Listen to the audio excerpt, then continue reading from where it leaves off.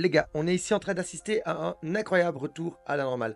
On était à 80 000, tout le monde partait en euphorie, on allait à 100 000. On revient sur ces mêmes zones de prix, on est exactement sur les mêmes zones de prix, 85, 80 000. Et là, tout le monde part de bear market, tout le monde est en train de stresser. On ira voir un petit peu ce qui est en train de se passer et de se mettre en place. Ensuite, on ira voir aussi à partir du moment où mon nuage devient rouge, ici, les possibilités de correction qu'on pourrait avoir à partir du moment où mon indicateur s'allume. Donc ça, c'est quelque chose qu'on ira voir.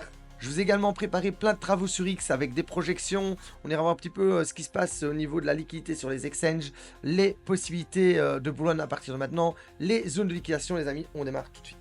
Bonjour à tous et bienvenue dans la Météo Crypto. Je m'appelle Noctis et chaque jour je vous amène des nouveautés et des stratégies pour vous aider à vous faire de l'argent sur ce marché. Si vous êtes nouveau sur cette chaîne, alors n'hésitez pas à vous abonner et à activer la cloche de notification dès maintenant. Alors, avant d'aller voir en détail les corrections possibles sur Bitcoin, j'aimerais vous montrer un petit fractal intéressant. Ici, on a 30 mois à partir du sommet. Ici, à partir du sommet, on a également 30 mois. On a un triangle de compression au-dessus de la médiane bleue, SMA Close 9. On retape dessus. Donc voilà, on est sur une bougie d'un mois. On devrait être sur cette zone 1, 2, 3 et décollage. 1, 2, 3, 4, on tire et normalement décollage. On est vraiment sur les dernières limites. Si on réintègre ici, là, à ce moment-là, ce sera vraiment pas drôle. C'est-à-dire qu'on part, on tente et on réintègre. Et ça, c'est très bearish. Donc, on a vraiment, c'est vraiment maintenant que ça doit jouer sur ce mois-ci. Alors, ce qui est positif, c'est que là, les bitcoins sur les exchanges sont de moins en moins disponibles. Ah, donc, quand est-ce qu'il va arriver? Je dis ce supply shock et quand est-ce qu'on va l'avoir? Donc, il y a de moins en moins de bitcoins disponibles et donc, quand il n'y en aura plus et que les gens voudront, ça va être très compliqué d'en acheter et paf, ça va faire monter le prix. On a également Trump et le président de El Salvador, enfin, tous ceux-là qui continuent à accumuler des Ethereum, des bitcoins à fond. Donc, ils sont toujours en accumulation. Donc, jusqu'à preuve du contraire, malgré cette correction, il y a toujours de l'accumulation en backstage. Alors ici, on est sur toutes les altcoins sur le top 10, on exclut le top 10, donc on voit qu'on n'est pas en retard, hein. Ici on compresse, on a le gros bull run, ici on n'est même pas encore à la TH, oui, on grignote en dessous, puis 1, 2, 3, 4, 5, 6, 7, 8, 9, 10 mois, donc on pourrait avoir vraiment la prochaine impulsion, on est toujours dans les temps, et on est toujours en dessous de la TH sur, on a toujours vraiment pas eu dans le saison, et c'est maintenant que ça doit jouer sur le même genre de délai en termes de temps.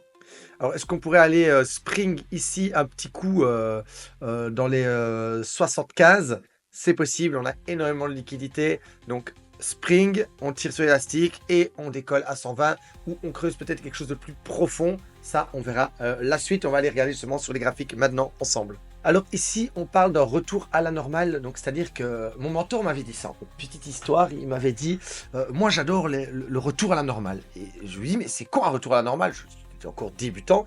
Il me dit c'est quand il y a eu une surévaluation, donc que le prix a été surévalué, qu'il y a eu trop d'euphorie, tout le monde s'est excité, et qu'à ce prix-là, tout le monde il est heureux, c'est incroyable.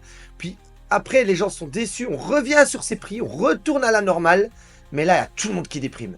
Et dis-moi, quand on est sur un retour à la normale et que je vois une figure bullish, pour moi, c'est les zones d'achat les plus optimales. Et j'avais toujours pas compris. J'avais toujours pas compris après qu'il m'ait expliqué ça. Et aujourd'hui, je l'ai compris plus tard, hein, mais aujourd'hui, j'ai un cas vraiment d'école devant vous. Donc, on est à 80 000, on décolle, c'est bon, tout le monde va à 200 000 et tout ça. Et j'y crois toujours, mais il y aura des obstacles sur le chemin. Ok. Ensuite, on corrige en baguette. Et là, il y a tout le monde qui se fait niquer sur les alts. Il y a toutes les bonnes news qui... On continue d'accumuler, ça descend et ça descend. Et au final, on revient sur ces 80 000 où tout le monde n'en pouvait plus, où tout le monde était heureux. On venait de casser les nouveaux sommets, on découvrait les nouveaux prix. C'était et puis on revient avec sur les mêmes prix. Donc techniquement, le prix, c'est le même. C'est moins gay là. Ouf, qu'est-ce qui se passe? Donc, c'est un retour à la normale. Et qu'est-ce qu'on voit? On voit les baguettes chinoises. Donc ça, on en avait parlé dans la vidéo d'hier. Je vous l'épingle ici.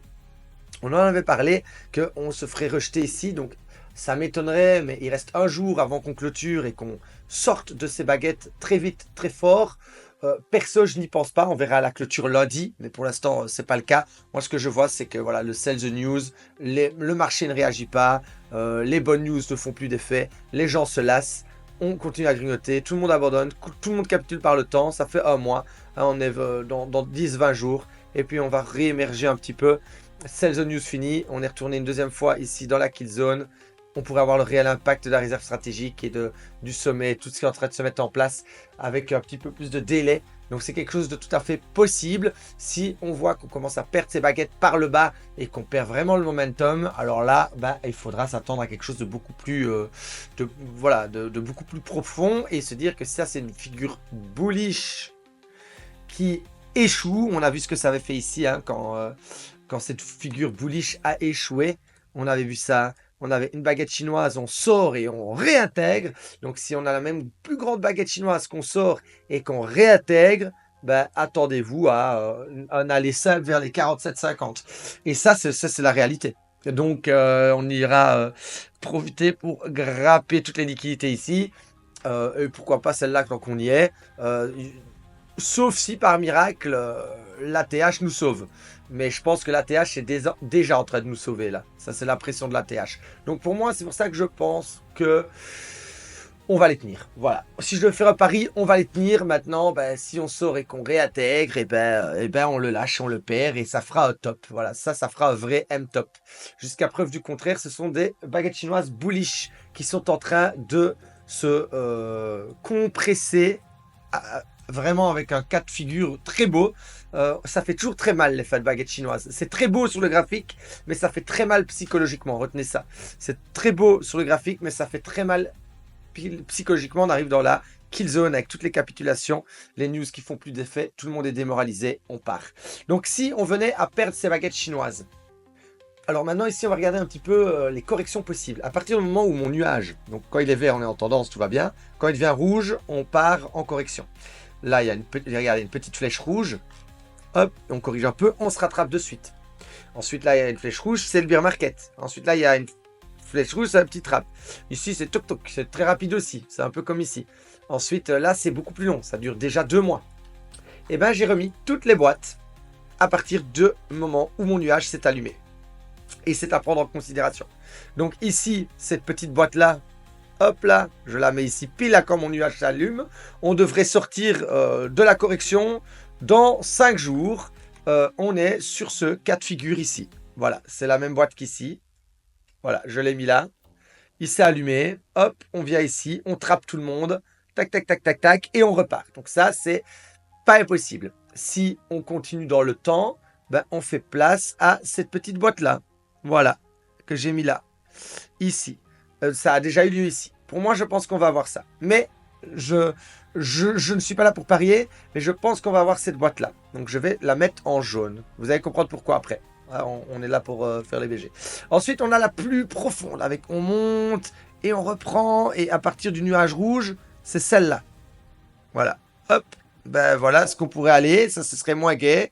Donc, avec une reprise du bull run le 16 mai, aux alentours du 15 mai, avec des corrections qui peuvent aller jusque l'ATH à 75. C'est pas possible non plus. On viendrait, retaper ceci.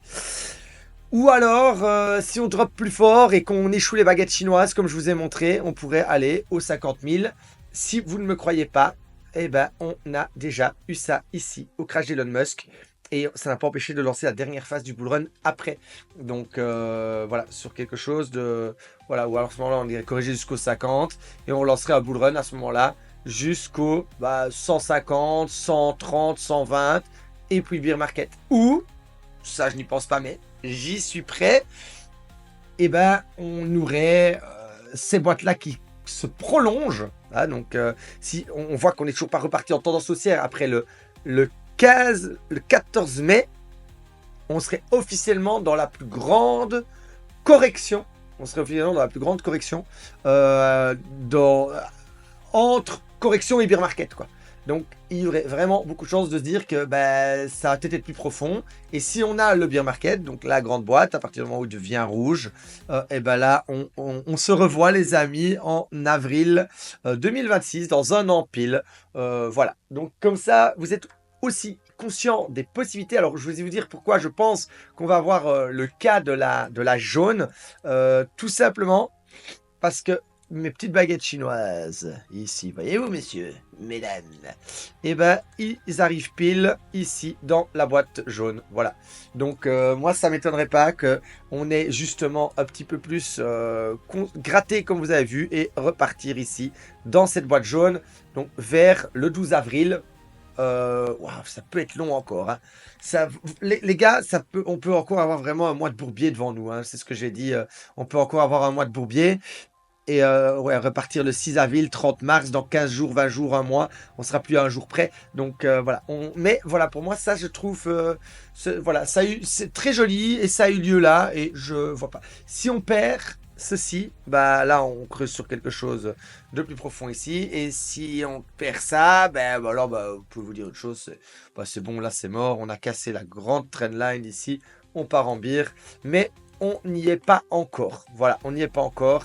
On va rester attentif, les amis. Je vous remercie d'avoir regardé cette vidéo jusqu'au bout. Et je vous dis à demain pour une nouvelle vidéo.